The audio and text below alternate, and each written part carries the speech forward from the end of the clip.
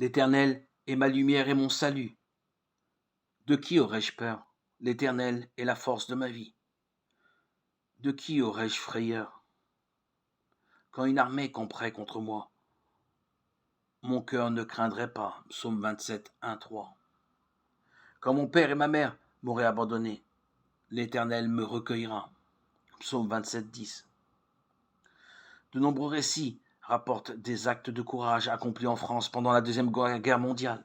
Plusieurs livres et films ont fait connaître l'histoire du Chambon-sur-Lignon de 1940 à 1945.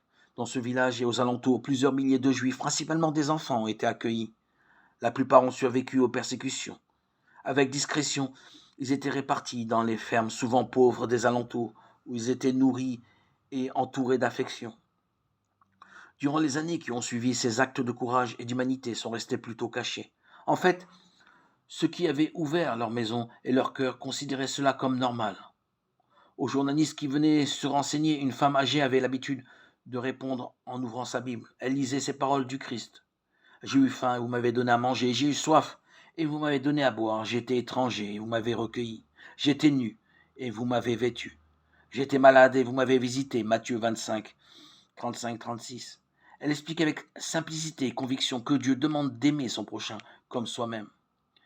C'est ce qu'ils avaient fait.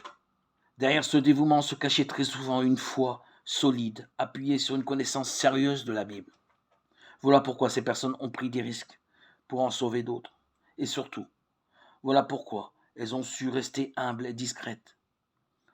Au-delà du courage et de la bonté, elles avaient un seul motif, être fidèles à Dieu.